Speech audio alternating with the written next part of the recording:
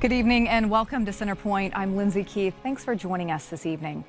We begin tonight with a setback in the fight against abortion. In Ohio, voters rejected an initiative designed to thwart efforts to enshrine abortion rights in the state's constitution.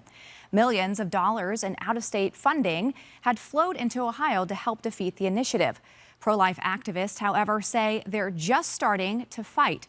And for an example of real success, we can look to the state of Mississippi, which recently enacted 8 new laws designed to help women and parents. We're joined now by Representative Michael Guest, Republican of Mississippi.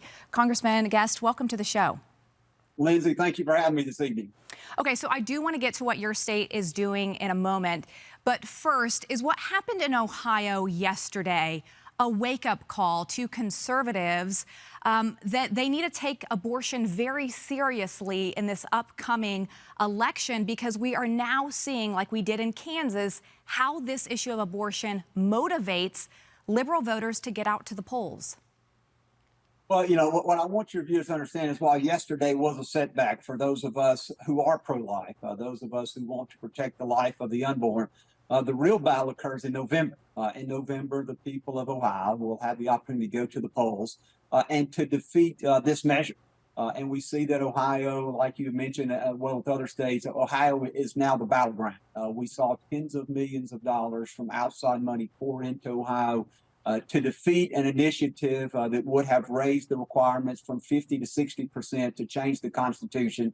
And so now we as conservatives, we must begin gearing up for November, and we must do everything that we can within our power to defeat something that would enshrine in the state constitution the very thing that we see that is killing unborn children across the country. Mississippi has been on the front lines, and I'm proud that Mississippi has led the fight in Dobbs v. Jackson to undo Roe v. Wade and to protect life as we know it. It is another chance for conservatives to get out in November there in Ohio and make their voices heard. But let me ask you about this, because we see that Democrats, led by President Biden, are making abortion a key issue in 2024. We know that it will be on the ballot in certain states. Planned Parenthood trying to get it in the states in Florida. Is there a chance that abortion could be the issue, the key issue in 2024 that could determine the outcome of this election? It very well could. It is definitely an issue that drives people to the polls. We saw that in Ohio yesterday, where we had really record turnout for an August election, when the only thing truly on the ballot was this initiative. We're going to see, I believe, that Democrats are going to try to include issues like this in other states to drive voters to the polls. And we as conservatives must show up.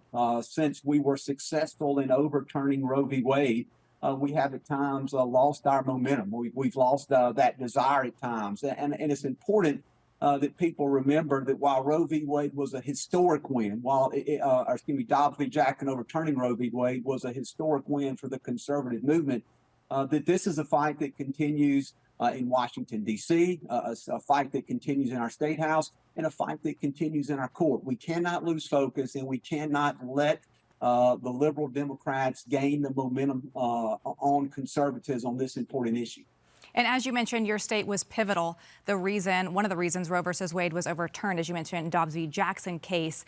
But as you mentioned, your state has not lost focus. You just recently, the State House, enacted 8 new laws that I mentioned, some to help make adoption easier in your state, to fix the foster care system, to give more funding to these crisis pregnancy centers that help parents.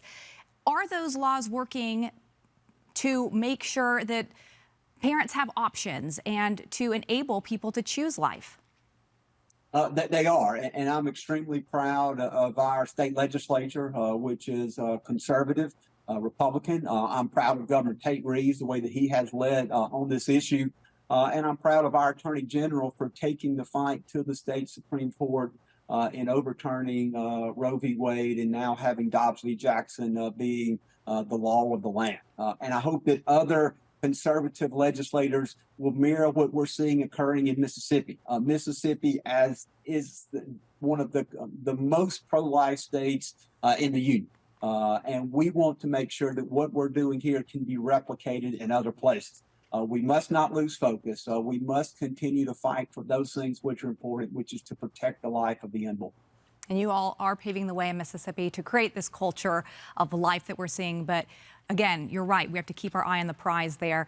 Michael Guest, great to see you this evening. Thanks for your insight.